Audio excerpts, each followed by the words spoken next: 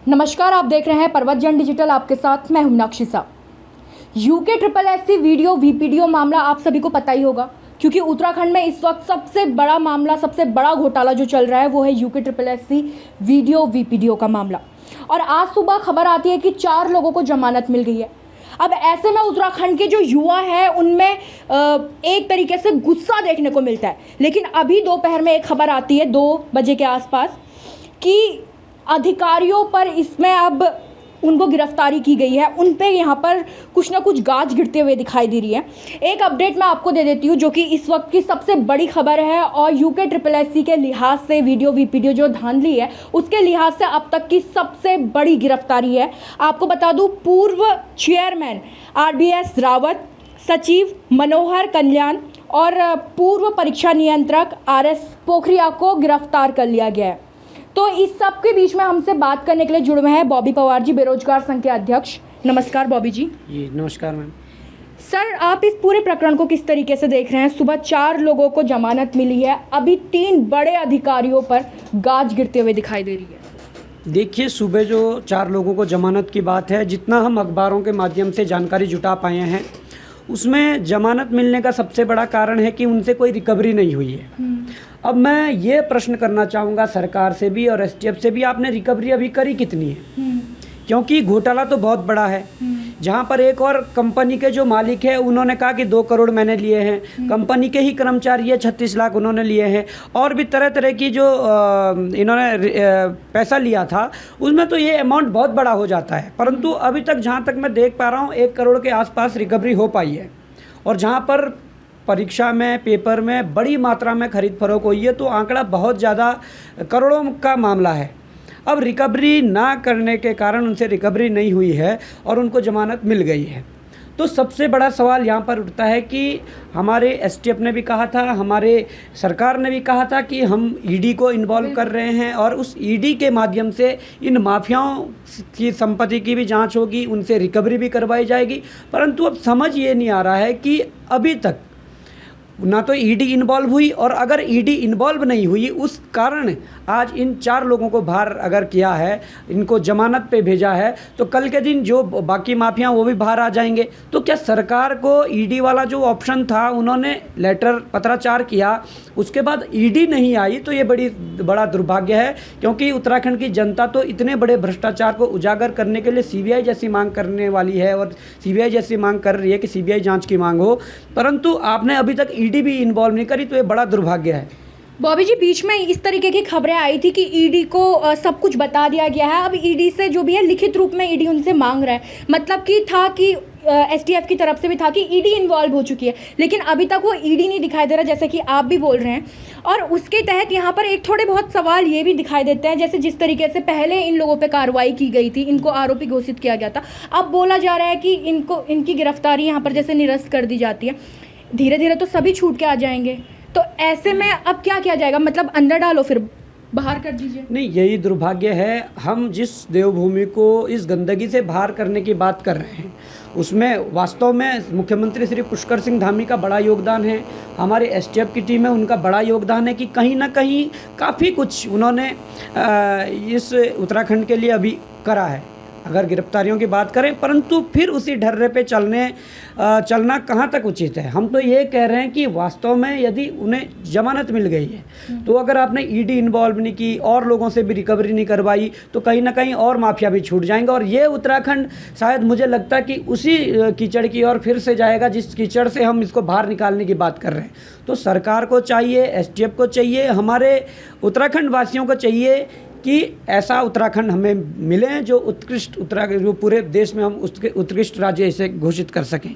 परंतु इसके लिए सरकार को ध्यान देना चाहिए कि ED को इन्वॉल्व किए बिना इन माफियाओं के जो करोड़ों अरबों की जो इनकी संपत्ति है उस पर टारगेट नहीं किया जा सकता है। हम उत्तराखंड के समस्त युवा, समस्त जनमानस सरकार से ये मांग करती है कि आप जितने जल्दी हो सके ED को इन्वॉल्व करके इनकी संपत्तियां खंगालिए, इनके बैकग्राउंड देखिए कि किस बैकग्राउंड से उठकर आज करोड़ों अरबों के ये मालिक बने हुए हैं, उस चीज़ को देखकर आप ED से कार्रवाई करवाइए। बिल्कुल, जैसे कि अभी बड़ी अपडेट, जैसे कि अभी हमने भी बताया, पूर्व अध्यक्ष हो गए, सचिव हो गए, परीक्षा नियंत्रक हो गए, इन सबको अरेस्ट कर लिया गया है। कब तक जो अभी बडौनी ये सब लोग थे, इन पे कब तक गाज गिरने की संभावना आपको लग रही देखिए है? अभी की जो अपडेट है और उसमें पूर्व अध्यक्ष RVS रावत, सचिव और परीक्षा नियंत्रक, उनकी गिरफ्तारी से आज पूरा बेरोजगार खुश है और साथ में ही सभी बेरोजगार मुख्यमंत्री धामी जी का आभार प्रकट करना चाहेंगे और एसटीएफ की समस्त टीम का, जो पूरी टीम एसटीएफ की है, उनका आभार प्रकट करना चाहेंगे कि आपने इस केस में अभी तक की सबसे बड़ी गिरफ्तारियों में से ये गिरफ्तारी गिनी जाएगी। और मैं कहना चाहूँगा कि उनकी आपने गिरफ्तारी कर ली, जो पिछले सरकार का मामला था और 2016 का वीडियो वीपीडियो का था, तो ये अच्छी बात है। परंतु वर्तमान में अगर सीसीटीवी फुटेज नहीं मिल रहे हैं, जब RMS टेक्नो सॉल्यूशन में जब पेपर प्रिंट हो रहा था, जब पेपर पैकिंग हो रहा था, उस दौरान के आपने सीसीटीवी फुटेज भी गायब कर दिए हैं और कई ऐसे और मतलब साक्ष्य हैं या कई ऐसी घटनाएं हैं जिसके आधार पर वर्तमान के जिन्होंने इस्तीफा दिया है, अध्यक्ष जी, सचिव जी और परीक्षा नियंत्रक जी, जो ये वर्तमान वाले थे, इन पर कार्रवाई कब होगी, सबसे बड़ा सवाल ये है। क्योंकि कार्रवाई होना तो निश्चित और होनी भी चाहिए, क्योंकि इनके खिलाफ काफ़ी कुछ ऐसी चीज़ें हैं, वो सीसीटीवी फुटेज ही गायब हो गई है। तो आप बताइए ना, किसकी जिम्मेदारी है? इन तीनों की जिम्मेदारी थी। अब इन्होंने उस चीज़ को या उस अपने जो इनका कर्तव्य था उसको निभाया नहीं, तो कम से कम इन पर कार्रवाई हो, इन लोगों पर भी गाज गिरनी चाहिए। और भी जो एस राजू जी ने जो इस्तीफे देते हुए एक शब्द कहा था कि मेरे ऊपर माफियाओं और मेरे ऊपर सफ़ेद पोशों का दबाव है, तो हम इस चीज़ पर अड़े रहेंगे और तब तक अड़े रहेंगे जब तक किसी बड़े सफ़ेद पोश की गिरफ्तारी नहीं हो जाती है। वो सफ़ेद पोश कौन थे जो दबाव डाल रहे थे एस राजू जी पर कि आप जांच ना करवाइए? तो ये जो बड़ी गिरफ्तारियां होनी है बाकी है। जी, आपने यहाँ पर सफ़ेदपोश नेताओं का यहाँ पर नाम लिया है।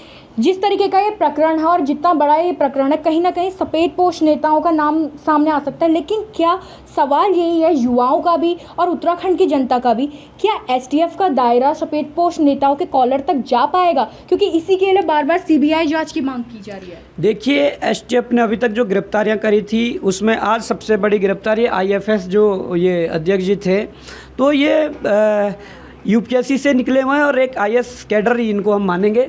तो इतनी बड़ी गिरफ्तारी अगर कर दी है तो थोड़ा अगर हौसला एसटीएफ बढ़ाएं और थोड़ा अगर मुख्यमंत्री पुष्कर धामी अपने हाथ खोलें और थोड़ा फ्री हैंड कर दें हमारी एसटीएफ को। ऐसा नहीं है कि हमारी एसटीएफ में काबिलियत नहीं है, एसटीएफ की सराहना आज पूरे प्रदेश में हो रही है, तो एसटीएफ को थोड़ा फ्री हैंड करने की ज़रूरत है। मुझे लगता है कि बड़े बड़े सफ़ेद पोश भी आएंगे, परंतु अगर ऐसा नहीं होता है, अगर एसटीएफ बड़े सफ़ेद पोशों पर दबाव हाथ नहीं डाल पाती है, तो कहीं ना कहीं फिर सीबीआई जांच की मांग को आगे बढ़ाया जाएगा। प्रदेश भर की जनता सीबीआई जांच की मांग करी है, फिर उस मांग को आगे निरंतर करा जाएगा। आप एसटीएफ की जांच से संतुष्ट हो चुके हैं अभी तक? नहीं, अभी तक की जांच से संतुष्ट है। अभी तक की जांच में काफ़ी बड़े बड़े माफिया गिरफ्तार हुए हैं, बड़े बड़े अधिकारी गिरफ्तार हुए हैं। अभी तक की जांच से संतुष्ट है। पर जो ये सीढ़ी चढ़ रहे हैं, जो ये कड़ी जुड़ रही है आगे, इस कड़ी में मैं ये कहना चाहता हूँ कि सब बड़े सफ़ेदपोश नेता भी शामिल है। उन बड़े सफ़ेदपोश नेताओं की जब तक गिरफ्तारी नहीं होगी तब तक थोड़ा असमंजस्य की स्थिति में आज पूरे प्रदेश का युवा है। और अगर ऐसा स्टेप कर देती है और हमारे धामी जी जो हैं वो एसटीएफ को फ्री हैंड छोड़कर अगर ये कर दें कि जो नेता अगर रडार पे आ रहा है उनको आप उठाकर पूछिए और उनकी गिरफ्तारी करिए, तो कहीं ना कहीं हमें लगता है कि वास्तव में जांच सही दिशा में जाएगी। बिल्कुल। बॉबी जी, आप बेरोजगार संघ के अध्यक्ष हैं और उत्तराखंड में बेरोजगारी की दर बढ़ते ही जा रही है। हर युवा बेरोजगार यहाँ पर बैठा हुआ है, हर परीक्षा के बाद धांधली नज़र आती है। उत्तराखंड का युवा अंदर से टूट चुका है बॉबी जी, कि अगर कोई परीक्षा दे रहा है तो हो सकता है उस पर कोई ना कोई धांधली हो जिसकी वजह से उसका नंबर ना आए। क्या इस सारी कार्रवाई के बाद इन चीज़ों पर विराम लग पाएगा? बड़ा सवाल है। देखिए, हम कोशिश कर रहे हैं और 5-6 सालों से हम लड़ रहे हैं और हमारी कोशिश यही थी कि कम से कम एक पारदर्शी सिस्टम हम उत्तराखंड में बना सकें और उसके लिए प्रयास निरंतर जारी है।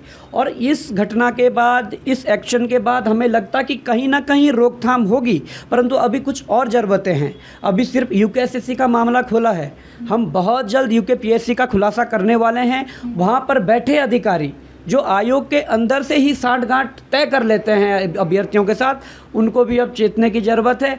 वो भी जान लें कि बहुत जल्दी तुम्हारा भंडाफोड़ होने वाला है अगर आपका रवैया इसी तरह रहा। तो ये आपको बहुत जल्द सुनने को मिलेगा कि हम एक बड़े खुलासे के साथ लोगों के सामने आएंगे और जनता को बताएंगे कि UKPSC में भी किस प्रकार से गोरखधंधा चलता है। बॉबी जी, क्या आज के दिन को, जिस तरीके से आज कार्रवाई हुई है, क्या आज के दिन को आप सारे उत्तराखंड के वो युवा जो कि परेशान हो चुके थे उनकी जीत के तौर पे देखेंगे? बिल्कुल, देखिए कहीं ना कहीं एक छोटी सी जीत युवाओं की हुई है, जिसमें कम से कम ये उम्मीद जगी है युवाओं में कि कम से कम हमारी जो परीक्षाएं होनी है वो पारदर्शी रूप से होंगी। ये उम्मीद तो जगी है, परंतु इस उम्मीद को अंजाम तक पहुंचाने के लिए, इस उम्मीद पर सरकार हमारी खरी उतरती है, तो कम से कम इसको कार्रवाई को आगे निरंतर जारी रखना होगा। और कुछ और चीज़ें हैं इसमें, हमने जैसे यूकेपीएससी की बात करी, तो वो चीज़ें हम एसटीएफ के सामने भी रखेंगे, अपने सरकार के सामने रखेंगे, मुख्यमंत्री जी के सामने रखेंगे। तो हमें उम्मीद है कि मुख्यमंत्री जी अगर कार्रवाई के आदेश देंगे तो बहुत कुछ वहाँ से निकल कर आएगा, जिससे कि हमें लगता है कि कुछ वर्षों तक या उत्तराखंड में आने वाले जो भविष्य है वो कहीं ना कहीं हमारे जो डिपार्टमेंट है यहाँ उत्तराखंड में, जितने भी विभागों में यहाँ से चयन होकर जो अभ्यर्थी जाते हैं, वो कहीं ना कहीं साफ सुथरे होंगे और वहाँ पर योग्य लोग पहुँचेंगे। बिल्कुल। तो एक बेहतरीन उत्तराखंड की जो भविष्य की नींव है वो रख दी गई है। उत्तराखंड के युवाओं ने ऐलान कर दिया है, भैया किसी भी तरीके की धांधली तो हम बर्दाश्त नहीं करने वाले। और आज एसटीएफ ने एक ज़बरदस्त तरीके से कार्रवाई की है। जो सुबह तक गुस्सा पूरे उत्तराखंड के मन में था कि 4 लोगों को, उनको जो जमानत थी वो तो मिल गई, लेकिन जो 3 बड़े अधिकारी थे उन्हें गिरफ्तार कर लिया गया। तो कहीं ना कहीं उत्तराखंड के लिहाज से आज का दिन बेहद मायने रखता है और ये जीत है उन तमाम युवाओं की जिन्होंने संघर्ष किया है इस दिन के लिए। तो उम्मीद है एसटीएफ अपना काम इसी तरीके से करेगी और जो युवा है इसी तरीके से एकत्रित रहेंगे ताकि उत्तराखंड के एक सुनहरा उत्तराखंड जिसकी हम बात कर रहे हैं वो दिन भी हम देख सके। तो फिलहाल अभी मेरे साथ इतना ही। आप बने रहिएगा पर्वत जन डिजिटल के साथ।